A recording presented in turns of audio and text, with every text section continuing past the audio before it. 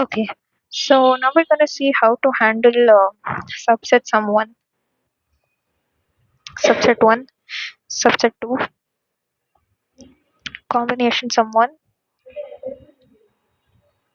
and combination sum 2, which are available in LeetCode. So I would map on this question with this one and this question with this one because the logics are similar. Overall, all of these questions should be learned at a stretch because they share similar logic. Okay, so uh, basically this all these four questions need any of these four questions they need you to understand understand calculating the sum of subsets in two cases, one in which the array has all distinct elements and the other in which the array has some repeated elements. Okay, so yeah, so this is the array in which all the elements are distinct. This is the array in which the elements aren't distinct, the elements are repeated. So let's look at the first approach, which works only when the array elements are distinct. If it's applied to the elements where to an array where the elements are repeated, then it causes duplicates, and the solutions in LeetCode clearly specify that duplicates must not be present in the returned answer. So hence, let's look at the first approach. In this approach, this is nothing but the pick and not pick approach. First approach is nothing but the pick and not pick approach. Select, not select. Just like, when we were studying the number of subsets available in a set which has n elements, we say that the answer is 2 to the power of n. How do we say that? We said that because each and every element has a choice of coming, not coming. This one also has a choice of coming into the answer, not coming in the answer. This one also has a choice. Similarly, all the n elements have two choices. So it's 2 into 2 into 2 up to n. That is 2 to the power of n.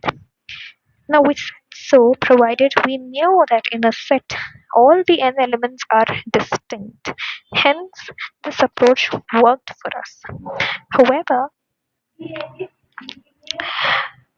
in an array, the elements may or may not be distinct. If all the elements are distinct, not repeated, then the same approach of 2 to the power of n, that is pick, not pick, pick, not pick, not pick, will work here as well.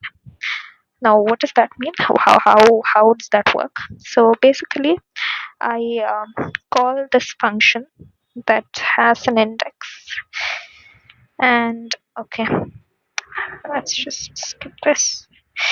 It gets an index, it gets an array. Okay. So what happens is I add in the answer, I add this element at this particular index. I call the same function for index plus 1. Okay, and then I remove it. I remove this element. Um, this element. Okay, how is that written? Answered at size minus 1, but however, and I call the same function for index plus 1. Now, here we trust when we write these, nothing but the recursive calls, we trust that the recursion gives us all the subsets starting from this. Okay, so somehow recursion magically it gives us which are all the subsets when the array has only these elements, and magically somehow it returns all these elements. Let's assume that magically somehow this recursive call gives us all these elements. In all of these, we'll just add this current element. Already we've added it. So we've added it and then we pass to the recursive call. Again, what is recursion? Recursion is that is what is the purpose of recursion, right? It, having the faith that the recursion would return the right answer for smaller sub problems. Okay, and here I'm removing, which means I will remove all of these. Okay, in the sense in the answer I'm adding one and I'm calling this, which means that in all the answers returned by this recursive call, that is the subsets of all these 2, 3, 1 will be present. Now I'm removing 1, which means 1 is not present in the answer as of now. And again I call 2 3, so uh, this function for from the index plus 1. So yeah, and in this case 1 is not present, so basically we are dividing the all the answers into two cases. That is one in which everywhere 1 is present, 1 is not present anywhere. Okay, 1 is present in all the answers, 1 is not present in all the answers. Similarly here you'll have 2 is present in all the answers, 2 is not present in all the answers. Internally 1 is present, 2 is not present. I mean 1 is present, 2 is present, 1 is present, 2 is not present. 1 is present, 2 is present, 3 is present. 1 is present, 2 is present, 3 is not present. 1 is not present, 2 is not present, 3 is present. 1 is not present, 2 is not present, 3 is also not present. So this is how we get the answer. Okay, here 1 is present. Okay, this was this branch. So you get the essence, right? So this is one approach, that is the pick and not pick approach, which works only if the elements are distinct. Now let's come to here, whereas the elements are not distinct, the elements may be are repeated. However, this approach that we're going to discuss now would work even in this case, that is when all the elements are distinct. Yes, it works in that case. Okay, let's come to this one. So here, first of all, the elements array elements may be present in any order. We have to sort it. Why do we have to sort it? Because we need to ensure that identical elements are present abreast, that is side by side. We need the identical elements to be present side by side. And okay, so let's come to the next one. That is this one. First step is sorting. Now after we sort, what we have to do is,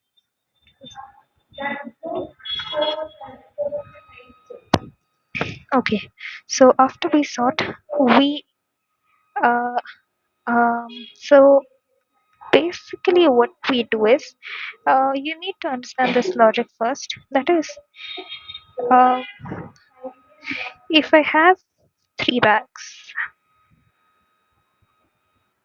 okay, and this bag ensures that, okay, now let's say the elements are not, as of now the elements are distinct. Okay, and next I will tell you the, so consider that I'm telling you another approach to solve when the elements are all distinct, and then we will take it forward to the case where the elements may be repeated, because the second approach, it's easier to scale it up to the case where the elements are repeated, but the first one is not possible. The second one we can do it. Okay, so here what happens is, here we ensure that all the elements present do contain 1, and the remaining elements 2 3 may be present, may not be present. Here all the elements in this pack, all the subsets in this pack do contain 2. They do not contain any of the elements which are present before it. That is, 1 is not present. 3 may be there, may not be there. Here, even 1 is not present, even 2 is present, 3 has to be present. All the elements do contain 3. Okay. So here, I need you to understand that all these elements uh, in this subset, I mean all these 3 sets, they are disjoint, which means they do not have any element in common, which means that if any element is present here, it cannot be present here, it cannot be present here. Same with this one, same with this one. And it's intuitive enough as to why it is, because I just told you that these subsets will contain, all the elements in this bag will contain 1. 2 and 3 they may or may not contain. Here it will contain 2, they will not contain 1 at all. Here they will not contain 1 and 2 at all. Okay, that's how they become distinct. I mean, that's how they become disjoint. Okay, so now if I unite all of these, then I will get the total, all the subsets present. Okay, so yeah, so how do you write it up in code? The same thing that I told now, which means that all the elements, this one has to be present. Next case is this element has to be present. Next case is this element has to be present. For this element, none of these elements have to be present. For this element, none of these elements have to be present. Okay, so how do you do that is, now when so let's say I call the starting index. Okay, so here I see that starting index maybe at first 0 is passed, right? So for int I is equal to index I less than nums dot length I plus plus. Okay, so this is the loop. Now maybe this can be starting, maybe this can be starting, maybe this can be starting. Starting matlab maybe this element has to be present, or maybe this element is mandatory, or maybe this element is mandatory. So whichever element is mandatory, its index is represented by this I. Now what you'll do is you will add answer dot add um, mean to say that this element is mandatory, so therefore I am gonna add the element. For the next elements I will call the same function for index plus 1. Okay, next is now all of this happens. Now we need to ensure that for the next iteration, that is when this I becomes I plus 1, in that case, that is when I becomes 0 1 here, for that the elements, all these elements, this element has to not be present, right? That was what I told. This, if this is the special element, then this is mandatory, all the elements before it should not be present, so therefore I am removing that.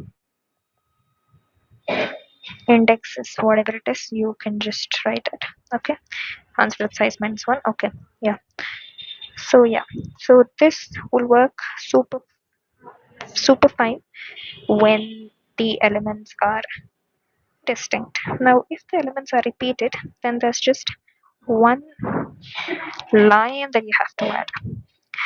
So uh, okay, let this be here. Now consider this array wherein the elements are repeated. As I told you, I can start from, this may be the special element, this may be the special element, this may be the special element, this may be the special element. Now, since it's sorted, all the identical elements are present abreast. We know that for a fact. Let's come here. That is this element.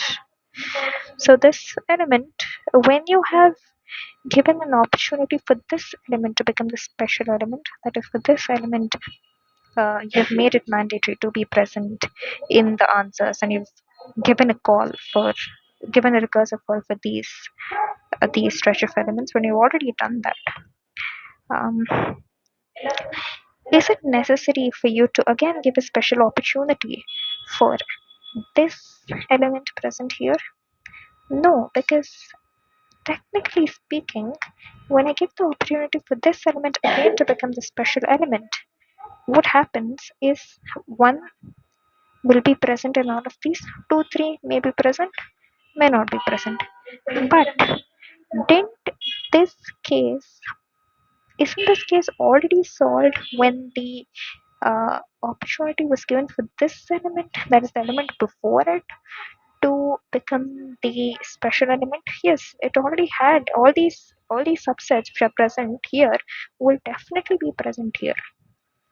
Okay, because here also 1 2 3 will be present. How is it present? This one mandatory for this one element to be present. Maybe it's some iteration, it's skipped this one, and this one are present. Next one is um, again, if I give a call for this will also have 1 2 3, because 1 is again mandatory for 1 to be present. 2 and 3 may be present, may not be present. In this case, it's present. So you see that these elements are overlapping. So therefore, you sort it, you bring all the identical elements abreast, and you see that if this element is if similar to this element, it's the same as the previous element, don't give a call, don't give an opportunity for this element to become a special element. What do I say? What do I mean when I say special element? Special element is nothing but it's represented by these indices. Okay, that is, maybe this becomes a start, maybe this becomes a start, maybe this becomes a start, anything becomes to start. And anywhere if an element is equal to its previous element, then don't make it a special element. So how do you write it here? So if First of all, I nums of I is equal to nums of I minus 1. So I has to be greater than index, okay? Because I'm starting the loop from index. So I has to be greater than index and end. Nums of I equal to nums of I minus 1. Don't give it the option to become the special element. That's it. So yeah, we learned about the pick and not pick approach. We learned about the second approach for distinct elements. We learned about the second approach for repetitive elements as well. Thank you.